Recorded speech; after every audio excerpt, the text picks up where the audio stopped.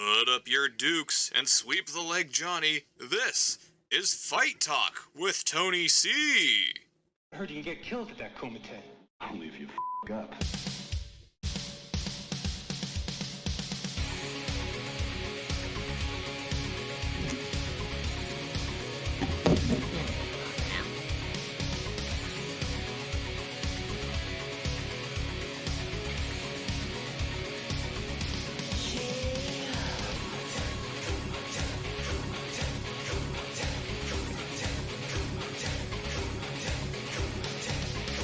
Alright, hey there, how you doing? Welcome to Fite Talk with Tony C. I'm Tony C. Apparently, as usual, I am the guinea pig for this crap, as apparently this is the first video podcast, because from what I've been told, that's what they're pushing on Anchor. Whatever's fine by me. Alright, we do have something to talk about. Let's get ready here. There we go. So, UFC 274 over the weekend, and what a weird turn of events on some of these things. You know, Rose and the other girl not having a great fight, so be it. But as usual, the talk keeps going back to the lightweight division. It's a very underrated division. I opened the beer, I didn't even drink it. What am I doing? One more. Alright. Good stuff. So the lightweight division, quietly one of, like, the keystones of the UFC, right? I mean, you've had BJ Penn take over, you have Conor McGregor doing his thing, the whole deal. And now we have a couple of moving parts to worry about.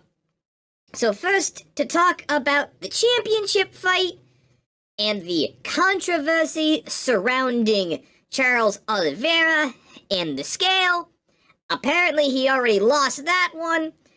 I have not found confirmation, a reason, just nothing for some reason. I don't get it. Like, here we are. I'm recording this Thursday. It was last Saturday. Why does nobody still know, like, the true reason of what happened? It's like this weird half pound or like percentage of 1% pound. It's so weird. But Oliviera missed weight, gets stripped of the title. So be it, I guess. I don't know. It's just such a weird commotion because now he can't win the title, but Justin Gaethje can, which is it's just weird rule set is all I'm saying. Because, you know, Olivia tried and did all the work. But the weird thing is, I just can't get an answer on the scale part. Like, yeah, there's like, no, he forfeits the belt, and it's just like, but seemingly everyone's pointing at the athletic commission going, what the hell? But there's like, no, yeah, he's done. So we're kind of stuck there. Fine fight. No complaints on the fight in that term. With Oliviera getting dropped twice, but Gaethje not going into wrestler mode, not going into ground mode. He knew there was some danger there, which, fine, I think it cost him. Because as soon as Oliviera floored Gaethje and knocked him down, he jumped all over him, was immediately on him because half of his world is the ground game. So Gaethje trying to play it smart, not go there. It's like, okay, but you're giving him a chance to get back up. Don't play with that stuff, you know? And that was the other thing. Gaethje was so upset, intent, whatever you want to say, on just power. Just straight up power, blast him. He's got those leg kicks everyone knows about, which is fine, except it's the only thing he was throwing. He was no setups, no combinations, no nothing. And what he should have learned from his fight with Tony Ferguson, they work. Combinations work. Like, he did basics, jabs and crosses. And Tony Ferguson may have been willing to fight His face wasn't. So he beat him with basics. Here he is when Justin Gaethje is throwing everything into a hook and he's off balance.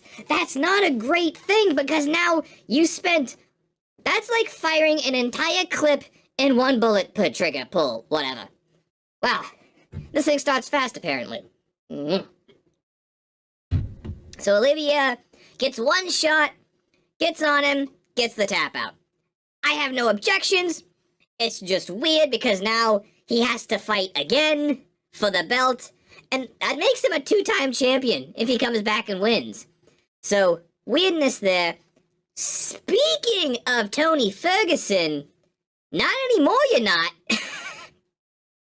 Because his fight with Micheal Chandler, it might be a fluke. There might be something there. Tony Ferguson got soccer kicked in the face so hard that he just went multiverse. He didn't know if he existed in this timeline. Just dropped. He came back eventually. Like, this was more than Shadow Realm, okay? This was questioning existence. That's what this kick was. And the first round, he was doing good. Like, the first round, he was surviving. He was throwing his weird elbows all over the place. Chandler was worried, had him thinking. But then round 2, I kind of want to say fluke. I've seen the footage. It's just like, it's like, when you go soccer kick, just go for it. What the hell? And it works. I can't complain that.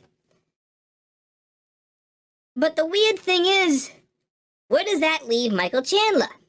Because he fought Oliviera. Oliviera beat him. He fought Gaethje. Gaethje beat him.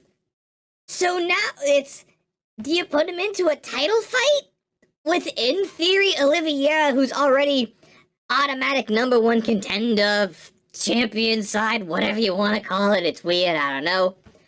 But you already have these fights, and you kind of know the outcome. So what do you do with Chandler? Now, Chandler calling out Conor McGregor. Interesting. I am not 100%. Like, it has a little bit of parody, which is fine. It's something new. You know, Chandler non-stop over in Bellator for years as lightweight champion, coming to take on McGregor. I think that's a little more interesting than either Oliviera, Gaethje, or whoever Conor's gonna go into, maybe even Usman. Hard to frickin' tell. I would say it's a realm of possibility. Because McGregor's gonna say whatever. Does his voice have power? Kind of, maybe, I don't know. So it could be, could not be. Does it make sense?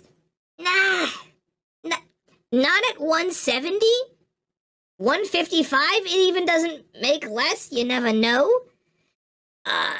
McGregor, that's in the air. Oliviera, automatic part. Hard to tell who's going to be the next, his opponent.